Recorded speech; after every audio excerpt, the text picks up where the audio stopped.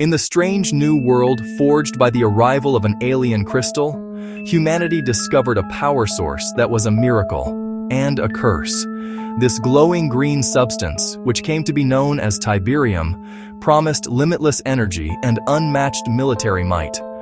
But a dark, insidious shadow crept across the globe, poisoning the very earth it grew from and corrupting the life it touched. The story of tiberium is a story of ambition, a desperate grasp for power. At the heart of this era stands an iconic technology, the tiberium reactor, a monument to human ingenuity and to our capacity for self-destruction. It defied known physics, self-replicating, leaching elements, concentrating power that pulsed at our fingertips. At its core, a tiberium reactor is far more than a simple power plant. It is the beating heart of a modern military-industrial complex, built for a single purpose: extracting the crystal's immense energy and converting it into reliable electricity.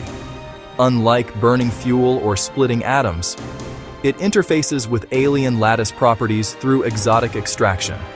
These engines drive war machines and command centers, even devastating energy weapons. Imposing, functional, shielded cores fed by conversion arrays, conduits, and cooling. The unmistakable green glow is the signature of power in motion, a beacon of strength and a warning. Reactors are prime targets. Losing one cripples factories and defenses, so commanders fortify them at any cost. The reactor's origin was frantic innovation under existential threat and opportunity. In 1995, a tiberium meteor struck the Tiber River. Curiosity and ecological disaster.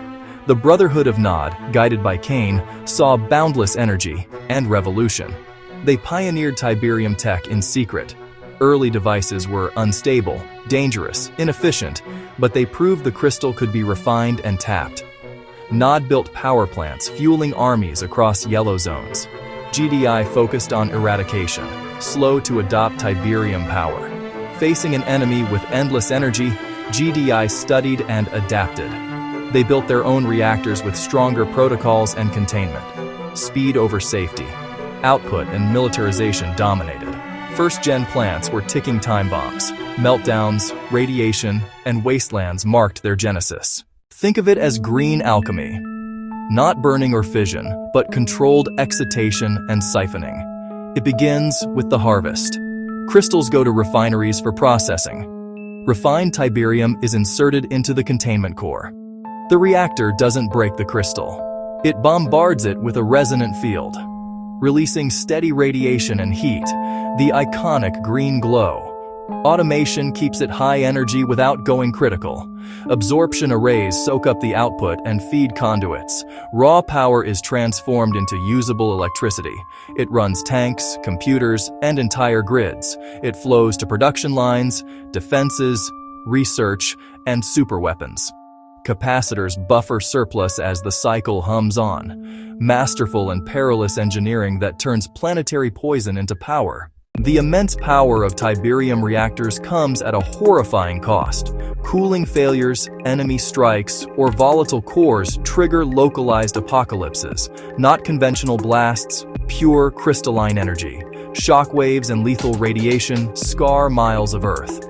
Even stable reactors seep low-level radiation. Land changes, flora dies, crystals encroach, dead zones form, barren scars where only alien crystal thrives. Soldiers and technicians suffer tiberium poisoning, nausea, hair loss, cellular damage, even grotesque mutations and visceroids.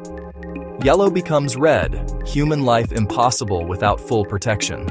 Instruments of control turned agents of transformation. The power is real, but the bill always comes due. Tiberium reactors divide the world's factions and their beliefs. The Brotherhood of Nod zealously embraces tiberium as sacred. They center reactors in temple-like bases, courting transformation over containment. Harness and spread, their mission. The Global Defense Initiative seeks stability and containment. Reluctant adopters, they build with heavier shielding and fail-safes. Even so, accidents force constant moral calculus. Splinter groups jury-rig power to survive red zones. The Skrin employ direct conduits, mastery beyond human reactors. A reactor's design reveals a faction's future, Genesis versus Salvation. For all, the Green Heart is power and strength, and a promise of the poisoned earth their children might inherit. The air in the command center smelled of ozone and stale coffee. Outside, the power plant's glow was reassuring until the alarm. A flashing icon signaled disaster. Containment pressure dropping, field integrity at 70 and falling. A lucky artillery hit severed a coolant line. The Green Heart began to stutter like a dying pulse. Evacuate. Non-essential personnel. Move now. Engineers ran, desperate and too late. A jagged fissure spilled brilliant emerald light. The ground groaned, the rhythm quickened. It's going critical.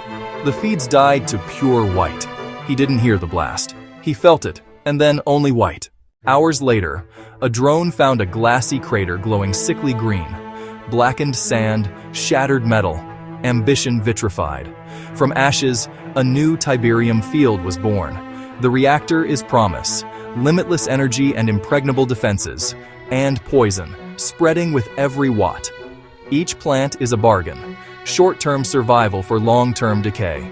Commanders must choose, refuse power and risk defeat, or embrace it and doom tomorrow. The ruins, the scars, the afflicted, all worn of power too great to refuse and too dangerous to control. Upgrades help, but the fundamental risk remains.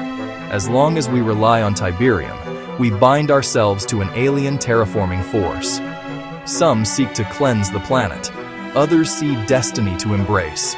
Deep below, ancient formations pulse with a new signature.